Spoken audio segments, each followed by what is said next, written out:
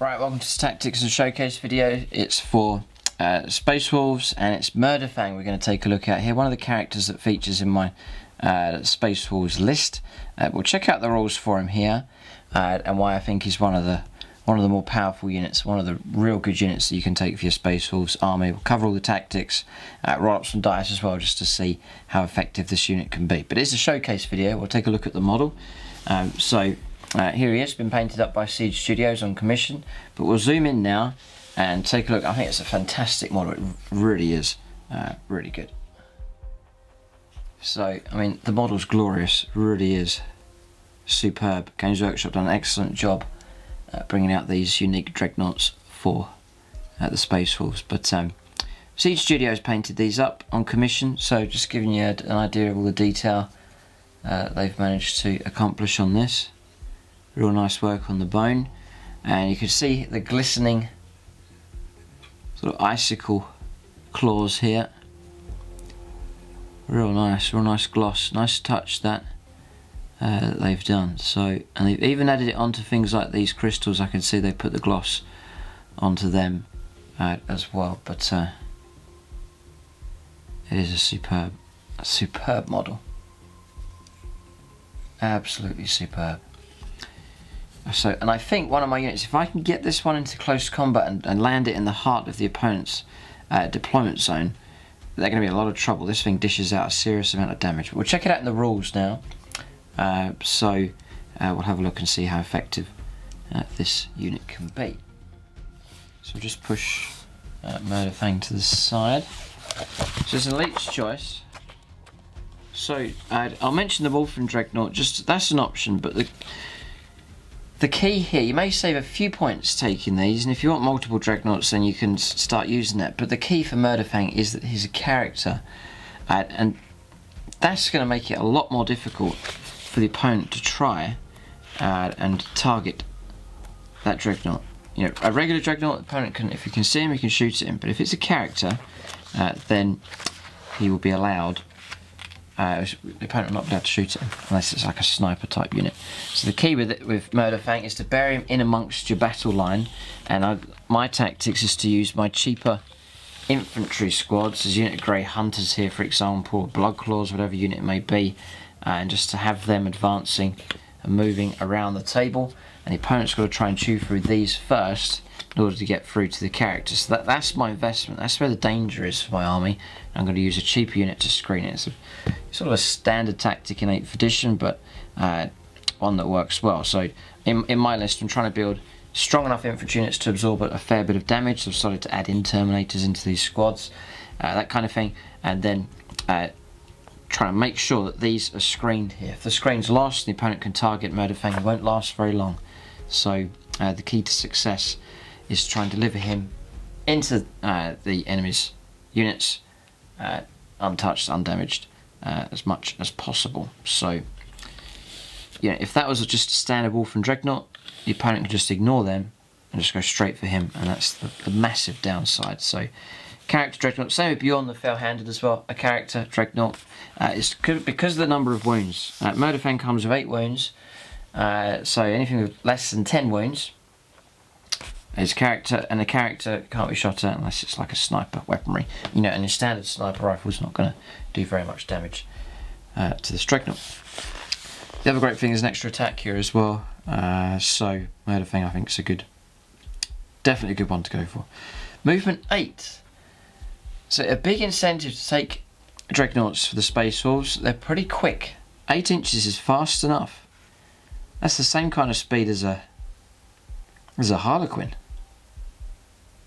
Or I think Banshees move 8. So it's a fast moving 8 inches. You can catch your opponent out with that.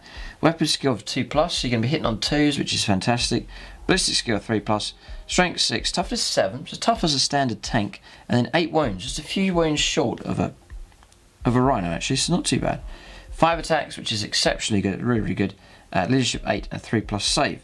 Murderfang is a single model armed with Murder Claws, a Storm Bolter and Heavy Flamer, only 1 model per army. So you can let out a bit of Dakar as well whilst he moves behind your lines. And then up close as well, the Heavy Flamer is available as well. It's quite rarely you're going to be using that until you're in amongst the opponent's units. Murderfang's a fixed points cost. Yeah, 170, so nicely below 200, but well worth protecting. 170 points is a fair amount, so you know, because of the low amount of wounds and there's no invuln save here, then you've got to watch out. A bit of firepower can bring this Dreadnought down. So he comes with Murderlust. You can reroll foul charge rolls for Murderfang. That's excellent because the whole aim is to try and get him into close combat. In addition, this is crazy, in addition, in a turn in which Murderfang makes a successful charge, increases attacks characteristic by 2. So this guy goes up to 7 attacks at 2s to hit. Absolutely superb. The Murder Claws then is strength times 2, so he fights at strength 12. AP minus 3 is a straight 3 damage, which is deadly, and you can reroll foul wounds. It's very, very reliable to get your hits at 2+, and very, very reliable to get your wounds. And then once those wounds come through, it's AP minus 3, so he'll mash up tanks fast. You know, sort of one turn, he'll bring a tank down. So that is really good.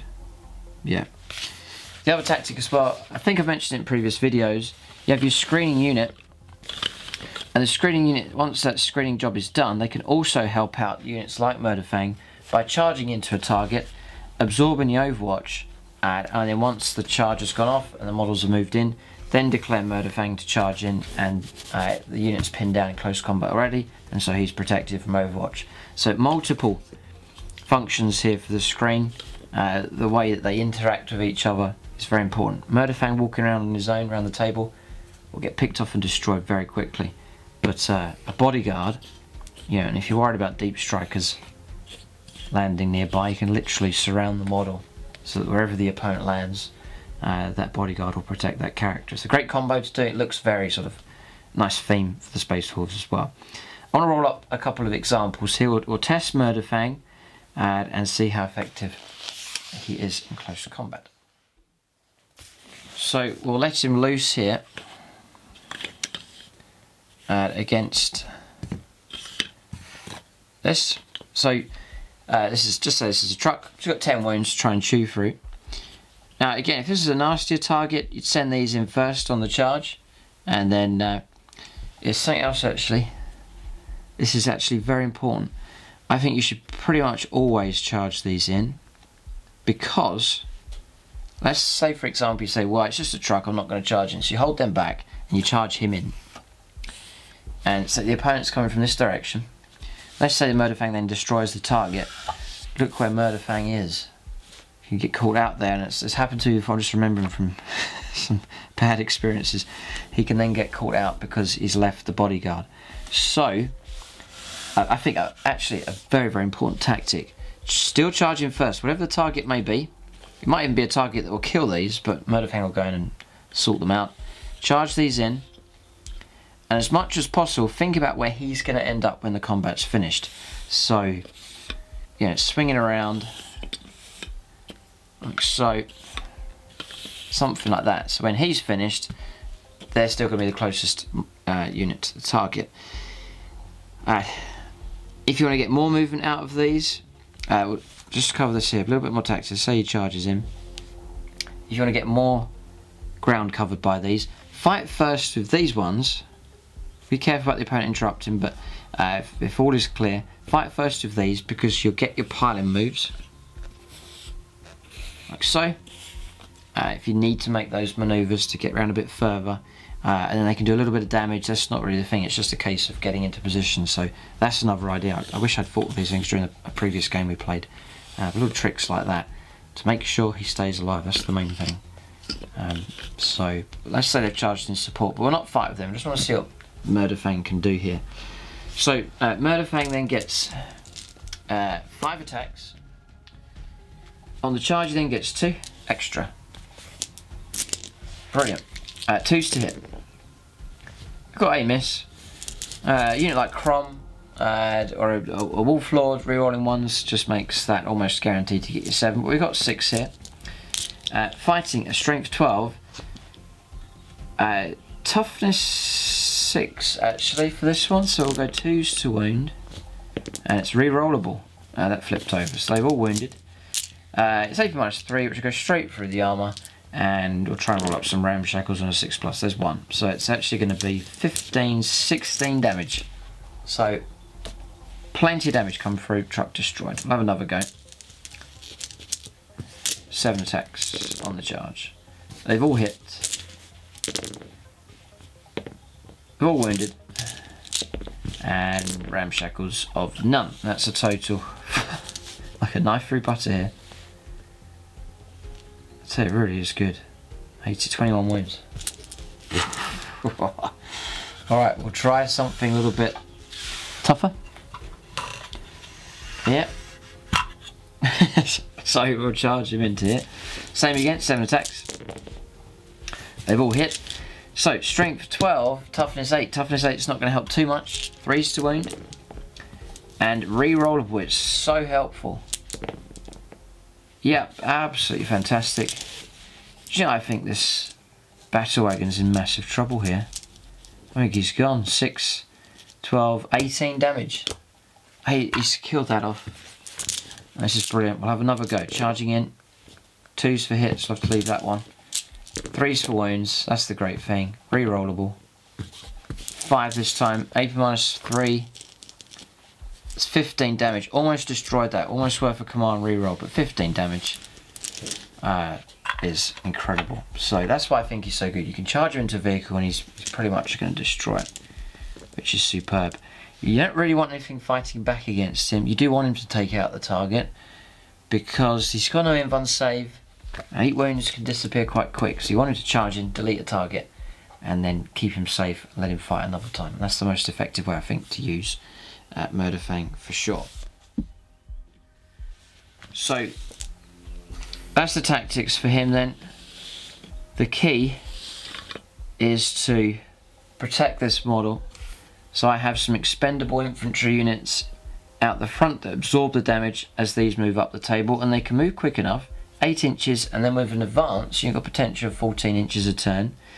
You're averaging about 11, 12 inches with an advance each turn. It's quick enough. You'll get across the table in, say, 2 turns would be enough then to start getting right in amongst the opponent. So excellent stuff. He's a character, nicely hidden, so it's going to be hard for your opponent to try and target him unless he's got sort of sniper weaponry. And then the key is to deliver him into close combat. Use other squads, cheaper squads, to absorb Overwatch to try and keep the wounds away from him, and then also charge these in to try and think of what's going to happen after the combat with him has finished. Can these guys charge further ahead and lap round targets and so on to try and stay closer to the opponent than him in order to try and protect and keep him alive. And it's tips like that will help keep Murderfang alive. It's no use if you invest 170 points and then he's just picked off and destroyed. He needs to be reaching the opponent's lines, taking out multiple targets, and then he'll redeem himself for the points that have been spent. So just a few things there to bear in mind. Ways of protecting him, getting him across the table to protect, to get into the opponent and just take out targets. Great, I've got Grey Hunters here. I'd say Blood Claws would be better because with Blood Claws the incentive is to move in advance and sort of keep a pace at the speed that he's going. He's going 8 plus D6, Blood Claws 6 plus D6, so it's because you want to slow him down, you want to lose inches with him, you want him to get going as far as he can. So I think Blood Claws are more likely to be advancing with them every turn as opposed to these Grey Hunters. But that's the tactics in a showcase video for Murderfang. Keep a lookout for more tactics videos for the Space Wolves. Exciting time, we really want to see these back on the battlefield. And check out the comments section, see what other experienced Space Wolves players are saying. Tactics for this guy, you know, tips and strategies and so on, perhaps things that I haven't covered here in this video. See what other experienced players have to say in the comments section below. There it is. Thanks for watching and tune in next time.